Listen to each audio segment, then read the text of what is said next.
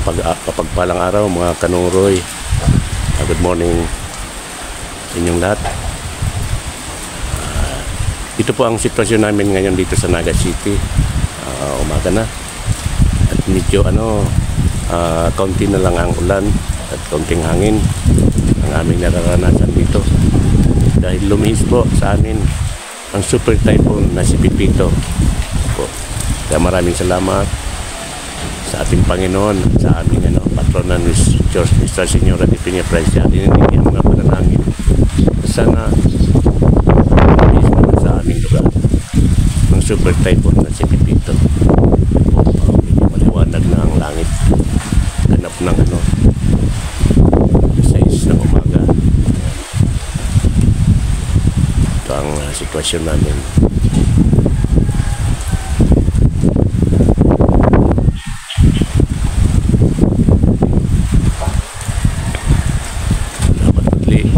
Naging ligtas ang mga taga-probinsya ng Camsor kahit hindi nakaranas ng kaunting ulan at hangin.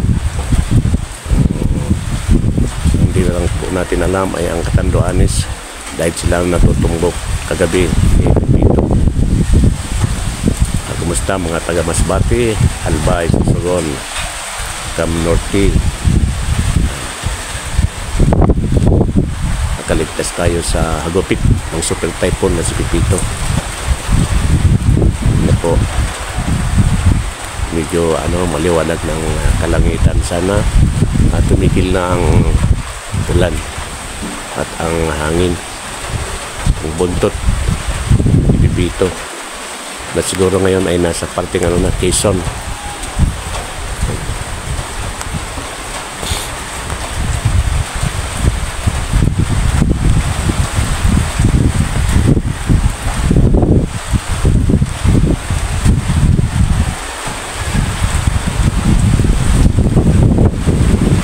Kunting hangin na lang ang naranasan namin dito sa Bicol, Naga City.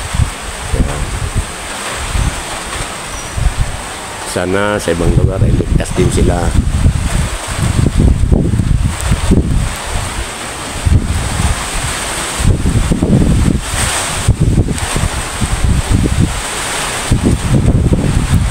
Sana wala nang mga sumunod pang mga darating na bagyo dito sa amin at ganun din sa inyong lugar. Sana maligtas tayong lahat.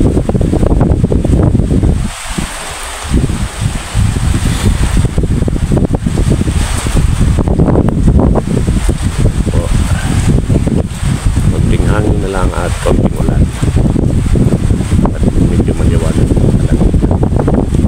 Alam po, maraming salamat sa mga panalangin nyo na sana hindi naman maging distorto sa aming lugar ang super typhoon na si Pipito. Maraming salamat po sa inyong lahat sa inyong panonood. Maraming po sa ating channel. Please subscribe to our channel and click the notification bell para mag-update kayo sa ating mga susunod ng mga video.